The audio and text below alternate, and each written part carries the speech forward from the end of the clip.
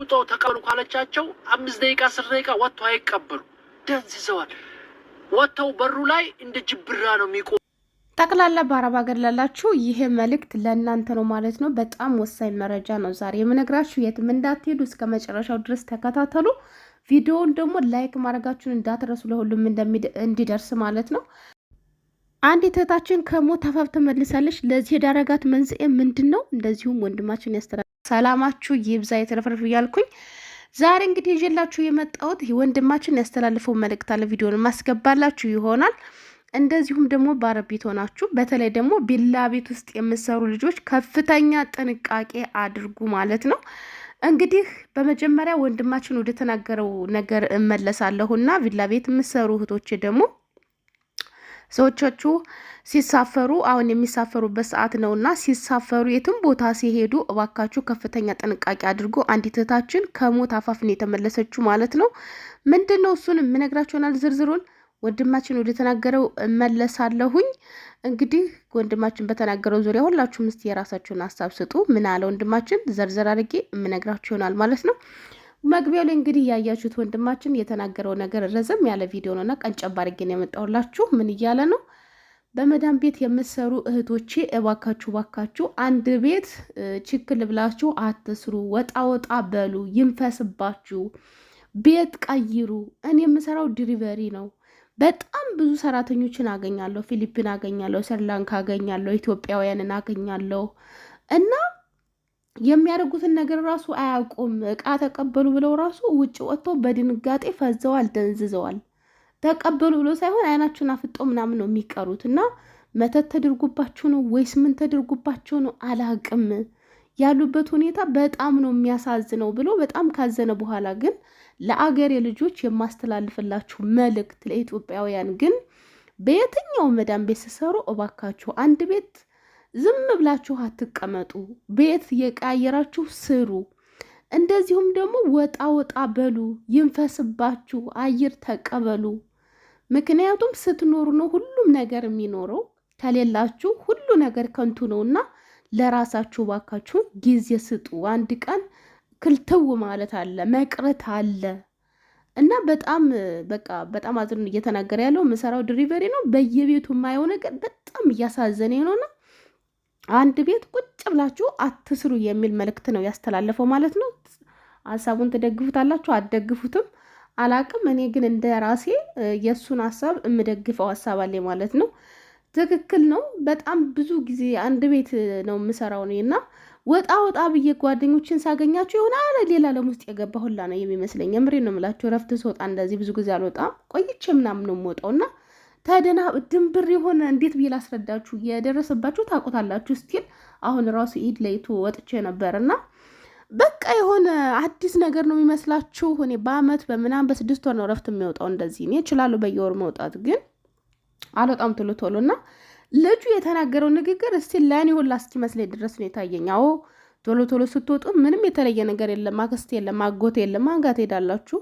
ሊደብር ይችላል። እንዲህ ሁል ጊዜ ልውጣ ምናምን የምትሉበት ምክንያት አይኖራችሁም። ወጭም በወጣችሁ ቁጥር ደግሞ በጣም ታጠፋላችሁ ገንዘብ። የሆነ የምታረጉን ነገር ሊኖር ይችላል። ገባችሁ? ብዙ ነገር አለ። ግን ሰው ቤት እየቀየራችሁ የሰው ቤት ስሩ የሚለው ነገር በጭራሽ አላምንበት። ምክንያቱም በየቀኑ የሰው ቤት መልመድ፣ በየ4 ወሩ የሚሆን በየአመቱ የሚሆን የሰው ቤት መቀየር በጣም የሚያስጠላው። አንድ ቤት ለምዳችሁ እንደገና ደግሞ ሌላ ቤት ሌላ ጸባይ መለማመድ እኔ በግሌ አልስማማበትም። እሱ በእርግጠኝነት በቃ የእሱ የታየው ነገር አለ፣ በሱ መነጽር ያየው ነገር አለ ብዬ ነው ማስበው። ኦፍኮርስ በየቤቱ ስንዘዋውር በየቤቱ ስንቀያየር ቻሌንጅ አለ። ያንን ከብዙ ነገር ትምህርት እንወስዳለን። አንድ ቤት ስንኖር ደግሞ በቃ የሆነ የምቾት ነገር ነው የምንኖረው። ገባችሁ? ቻሌንጅ አናቅም። ነገን እንፈራለን፣ ነገን እንጨነቃለን። ገጥማችኋል? ከዚህ ቤት ወጥቼ እንዴት ነው መሆኑ ምናምን ብላችሁ ታውቃላችሁ? በጣም የተመቸ ቤት ገብታችሁ ማለት ነው። በቃ መውጣት በቃ ወጥቼ እፈራለሁ ምናምን የሚሉ ልጆች አሉ፣ ማውቃቸው ልጆች ማለት ነው።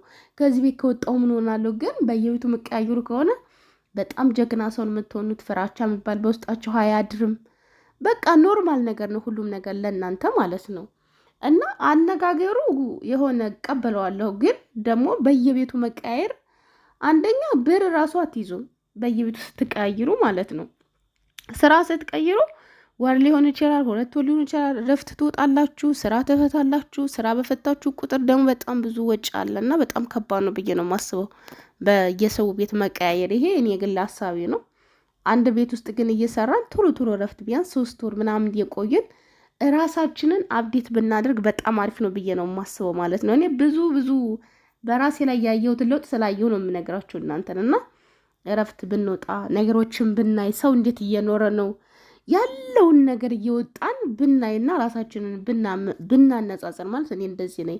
ቆየቱን ላስተካክል የቱን ብቻ ይገጥማችኋል። አሁን ለምሳሌ ለመጀመሪያ ጊዜ እዚህ ቤት ስገባ በጣም ነበር ስራ የከበደኝና ወር ራሱ ሞላለሁ አላልኩም ነበር። ከዛም በኋላ ግን ወር ሞላኝና ቆይ በቃ ከጓደኞች ጋር ስናወራ አሁን ረፍት አንወጣም ተባባልን። 2 ወር 3 ወር በ3 ወር የሰወጣ ረፍት በጣም ብዙ ልጆች ያሉ ስራ ይፈቱ በጣም ብዙ ነገር አየሁና አረ ስራ ይሻለኛል፣ በቃ ከዚህ ቤትስ ስራ ይሻለኛል ብዬ ተመለስኩኝ። አሁንም ተመልሼ በ6 ወር የወጣሁኝ።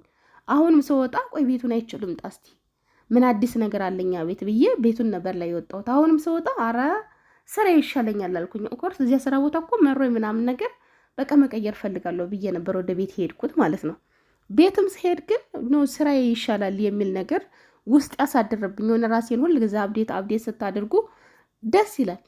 ጠቅልል ብላችሁ ግን ስራ ቦታ ስትሆኑ ብቻ የደረሰባችሁ ታውቁታላችሁና እረፍት መውጣቱ ጋር እኔ ክፍተት በየችግር አላየሁበትም ማለት ነው። በየቀኑም ባይሆን 4 ወር 5 ወር እየቆየን እረፍት ብንወጣ አሪፍ ነው ብዬ አስባለሁ። በእውነት ግን በየሰው ቤት መቀያየር ለእኔ በግሌ አልደግፈውም። ሁሉም ሰው የራሱ አቋም አለው።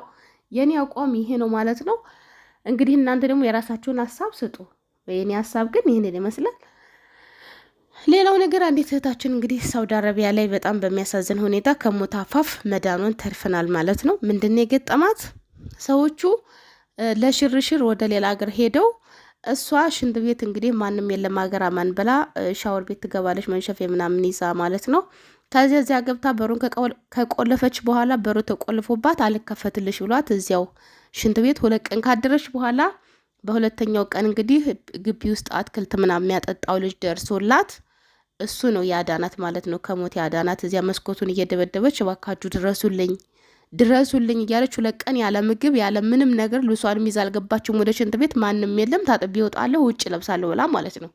ግን የበሩ ቁልፍ የቆየ ቤት ስለነበረ ቢላ ቤቶች ምናምን ብዙ ጊዜ የቆዩ ናቸውና አልከፈትልሽ ይላታል። እዚያው ተቀምጣ እንግዲህ አትክልተኛው ለሰዎቹ ደውሎ የሰዎቹ ወንድም መጥቶ ከቤት እንዳወጣትና ቤት በሩ ተሰብሮ በነፍስ እንደተደረሰላት ተሰምቷል። እና ሁላችሁም ጥንቃቄ አድርጉ። ቢላ ቤት ውስጥ የምትሰሩ በተለይ ሰዎቻችሁ ከሌሉ የእውነት በሩን ክፍት አድርጋችሁ ምንም ሳይቆለፍ ገርብ አድርጋችሁ ብትታጠቡ ይሻላችኋል ብዬ አስባለሁ እንደኔም። እና ጥንቃቄ አድርጉ፣ የራሳችሁን እርምጃ ውሰዱ።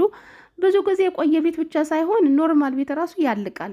እኛ ቤት ራሱ ባለፈው ህፃኗ አልቃ በስንት መከራ ነው የተከፈተላት ማለት ነው። ቤታችን በጣም አዲስ ነው፣ ግን አንዳንድ ጊዜ እንደዚህ ያጋጥማልና በሰው ሀገር ደግሞ እንዲህ ሲያጋጥማችሁ በጣም ከባድ ነው። ሰዎቹ ደግሞ ርቀው ከሄዱ ከባድ ነውና በተለይ አፓርትመንት ምናምን ከሆናችሁ ማንም አይከፍትላችሁም። እዚያው ነው የምትበሰብሱት። የእሷ ቢላቢ ስለነበረ ፈጣሪ ረቷታል። ያው ግቢ ውስጥ ሰው የሚመጣ ምናምን ስለነበር ማለት ነው። ስለዚህ ሁላችሁም ጥንቃቄ አድርጉ። በሌላ ጊዜ በጠቃሚ መረጃ በጠቃሚ ነገር እስከምንገናኝ በያላችሁበት ሰላማችሁ ይብዛልኝ። ቻው።